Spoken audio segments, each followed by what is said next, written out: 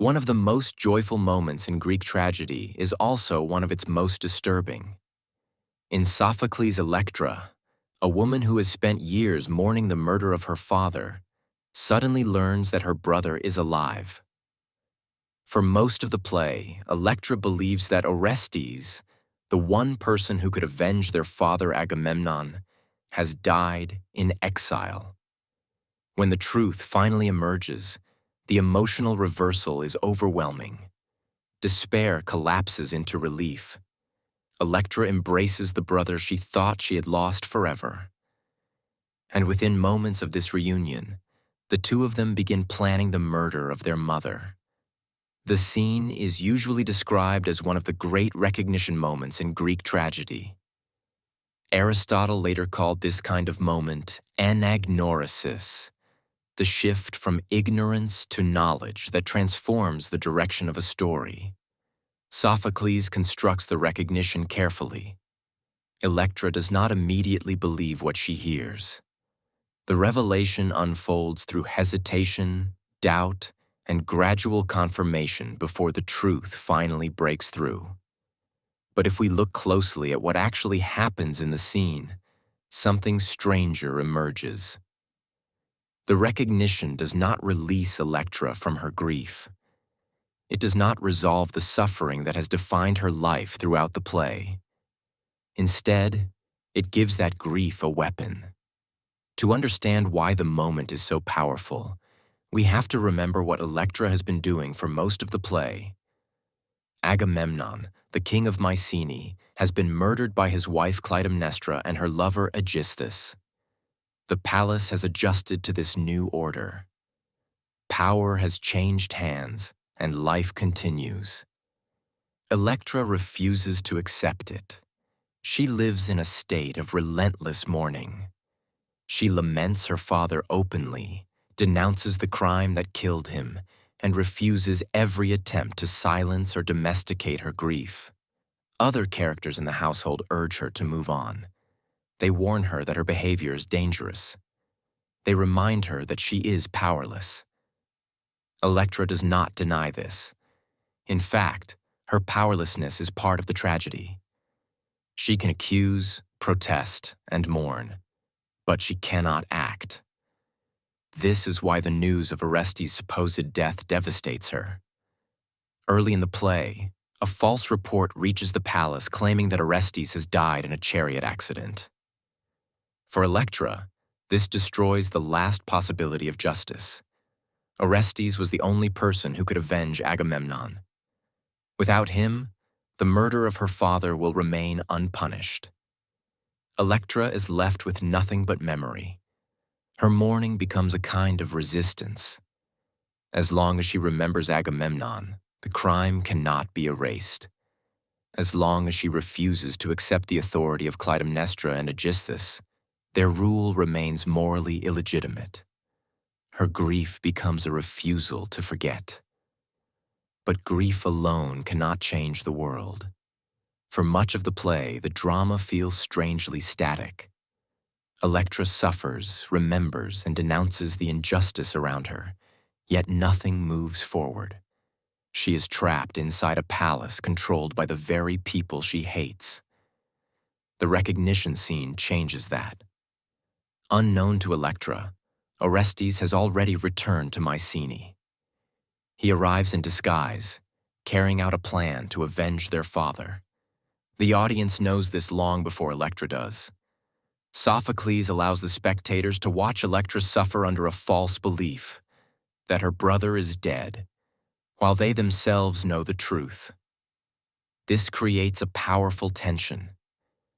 The audience waits for the moment when the illusion will collapse. When it finally does, the release is enormous. Electra hears the truth but cannot immediately accept it.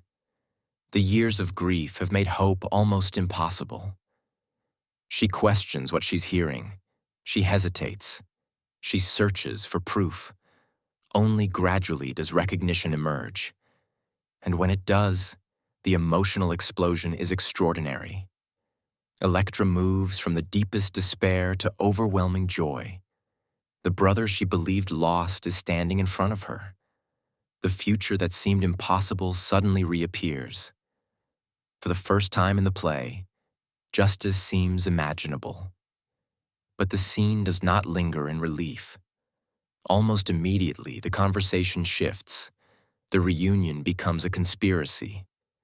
Orestes reveals his plan. The two siblings begin to discuss how they will kill Clytemnestra and Aegisthus. The emotional energy of the recognition scene flows directly into the machinery of revenge. This is what makes the moment unsettling. At first glance, the recognition looks like a restoration. The lost brother returns. The fractured family is reunited. Hope replaces despair. Yet what is actually restored is not peace. What is restored is the ability to continue the violence. The house of Atreus, the family to which Electra and Orestes belong, is already infamous for its history of betrayal and bloodshed. Generations of murder have shaped the family's legacy. Agamemnon himself sacrificed his daughter Iphigenia before sailing to Troy. Clytemnestra killed Agamemnon in revenge. Now the next act in the chain of violence is about to unfold. The recognition scene does not interrupt this pattern. It activates it. Before Orestes reveals himself, Electra's grief is powerless. She remembers the crime but cannot punish it. Her mourning is an act of resistance, but it cannot change reality. After the recognition, everything shifts. Her grief now has an instrument. The brother she thought she had lost becomes the means through which her suffering can finally be expressed as action. The years of mourning do not dissolve in the joy of reunion. They condense into a single, terrifying purpose: revenge. In this sense, the recognition scene reveals something uncomfortable about Electra herself.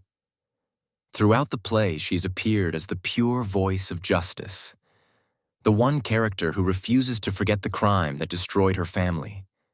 But the moment Orestes appears, her grief finds its natural direction. Not forgiveness, not reconciliation, violence. Sophocles does not present this transformation as a moral resolution. The play does not pause to reassure us that revenge is righteous or necessary. Instead, the momentum of the drama accelerates rapidly toward the murders that Electra and Orestes are about to commit. The recognition scene sits exactly at the center of this shift. It feels like relief. For Electra, it is relief. The loneliness that has defined her existence suddenly ends. She is no longer the only voice demanding justice. But relief and danger arrive together. Because the same moment that restores her hope also unleashes the next act of bloodshed in a family already drowning in it. Electra believes that the return of her brother means justice has finally arrived. Sophocles allows us to feel the power of that belief, and then he lets us watch where it leads. What begins as the most joyful reunion in the play quickly becomes the moment that ensures another mother will die at the hands of her children. The recognition that seems to heal Electra's grief does not end the tragedy. It completes its logic. Let me ask you something. Does the recognition scene restore the family? Or does it complete the curse of the house of Atreus? When Electra learns that Orestes is alive, does she finally find hope? Or has she simply found the means to turn her grief into violence?